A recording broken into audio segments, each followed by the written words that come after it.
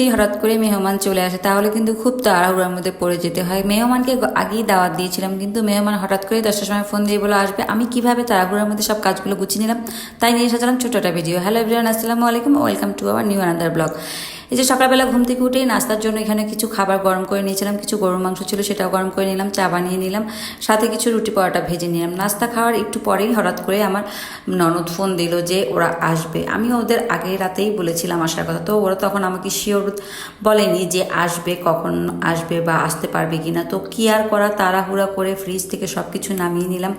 মানে কি যে তাড়াহুড়া করছিলাম তা আর কি বলবো। এত অল্প সময়ের মধ্যে এতগুলো আয়োজন আমার করে নিতে হবে, তার মধ্যে আবার গ্যাস থাকে না। যাই হোক, আমি তো সাথে সাথে রান্না বসিয়ে দিয়েছি। এখানে 2 আইটেমের মাছ নামিয়ে নিয়েছি, গরুর মাংস, মুরগির মাংস, সাথে কাবাবটাও আগে রেডি করা ছিল দেখে আমার জন্য খুবই সুবিধা হয়েছিল।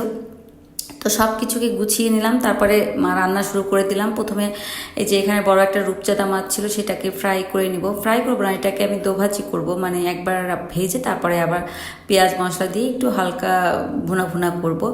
আর সাথে রান্না করে নেব চিংড়ি মাছের মালাইকারি আর গরুর মাংস ভুনা। ওরা আবার বলেছিল রোস্ট খাবে না, বলেছিল ঝাল মাংস করতে। ঈদের পরপর তো এত বেশি সব বাসায় দাওয়াত খেয়ে দেখা যায় আর রোস্ট খেতে ইচ্ছা করে না, তাই ওদের পছন্দ মতোই আমি আবার ঝাল মুরগির মাংসটা করে নিয়েছিলাম। তো মাছগুলোকে প্রথমে একটু ভেজে নিচ্ছিলাম। আমার কেন জানি মাছ না ভেজে রান্না করতে ইচ্ছা করে না, আর আপনাদের ভাইয়া আবার মাছ ভেজে রান্না করলে খেতে পছন্দ করে না। তো চিংড়ি মাছটাকেও একটু ভেজে নিলাম, হালকা করে ভেজে নেবো। চিংড়ি মাছ আবার বেশিক্ষণ ভাজলে দেখা যায় শক্ত হয়ে যায়, তখন আবার খেতে ভালো লাগে না।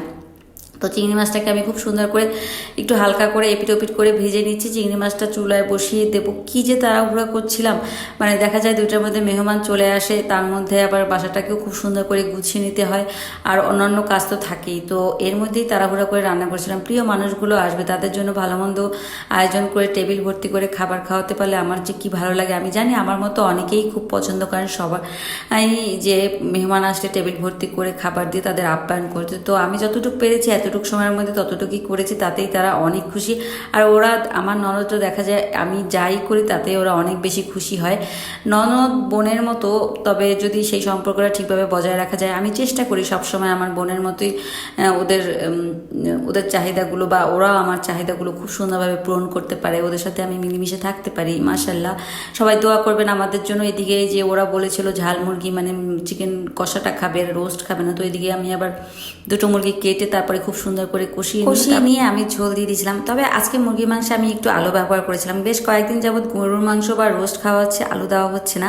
তবে আজকে চিন্তা করলাম যে না, একটু আলু দিয়েই মুরগির মাংসটা ঝোল ঝোল রান্না করি, ওরা খেয়ে খুব মজা পাবে। যেহেতু অনেকদিন যাবতই বাইরের দেখা যায় রোস্ট পোলাও খেয়েছে দাওয়াতে, তো আজকে এইভাবেই রান্না করি। তো সব রান্নাগুলো আমি কমপ্লিট করে নিয়েছি। এখানে মুরগির মাংস, গরুর মাংস ভুনা করে নিয়েছি, রূপচাঁদা মাছ তো পেঁয়াজা করেছি, চিংড়ি মাছের মালাইকারি, কাবাব, পোলাও, ভাত, সালাদ সব কিছু রেডি করে নিয়েছি। টেবিলে ওরা সবাই চলে এসেছে, খাবারটা দিয়ে দেবো। তো ওরা আসার সময় আবার অনেকগুলো আম নিয়ে আসলো, তো ওর সাথে আমাদের পাশে অনেকগুলো আম ছিল, সব কিছুকে আমি গুছিয়ে রাখলাম। তো আজকে ভিডিওটা এই পর্যন্ত, সবাই ভালো থাকবেন, আল্লাহ হাফিজ।